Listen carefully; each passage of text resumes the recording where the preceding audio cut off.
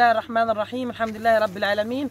بعد ما تم تجهيز الخبز نقوم الآن في أحد مخيمات الأسر المنكوبة بتوزيع هذا الخبز، وذلك دعما لصمودهم وثباتهم وتخفيفا من المعاناة التي يقوم بها.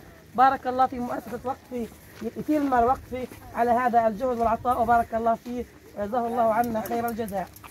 الرحيم. الحمد لله رب العالمين. يقول الله عز وجل: لن تنالوا البر حتى تنفقوا مما تحبون.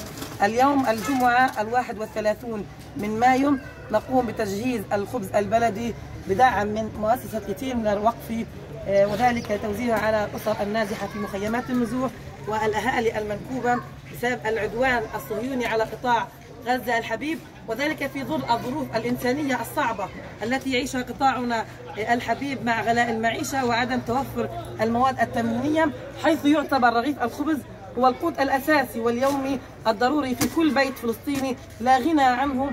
لذلك نقوم بكل الشكر والتحية والعرفان لمؤسسة يتيم الوقف على هذا الدعم وعلى هذا العطاء وعلى هذا البذل منذ بداية العدوان الصهيوني على قطاع غزة.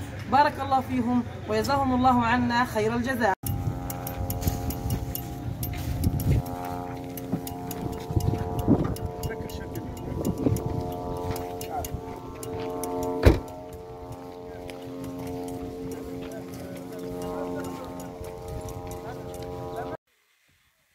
بسم الله الرحمن الرحيم. الحمد لله رب العالمين، والصلاة والسلام على الرسول الأمين. نتواجد اليوم في أحد المخيمات بمدينة خان يونس بمواصي رفح لتوزيع طرود الخضار على أهلنا النازحين بتبرع كريم من جمعية يتيم الوقف اليوم السبت الموافق 1 يونيو 2024. فبارك الله في مؤسسة يتيم الوقف وجزاهم عنا خير الجزاء وأخلفهم خيرا عما أنفقوا.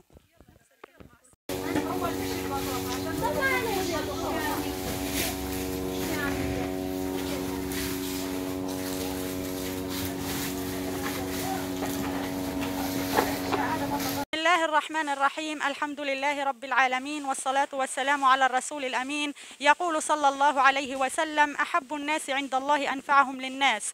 مع استمرار العدوان الصهيوني واستمرار حرب الإبادة الجماعية بحق أهلنا في قطاع غزة، تقوم مؤسسة يتيم الوقف بدعمها لأهلنا النازحين بمدينة خان يونس، حيث نقوم اليوم السبت الموافق 1/6 بإعداد وتجهيز طرود الخضار لتوزيعها على أهلنا النازحين بمدينة خان يونس. فبارك الله في مؤسسة يتيم الوقف وجزاهم عن أهل غزة خيرا وأخلفهم خيرا عما أنفقوا.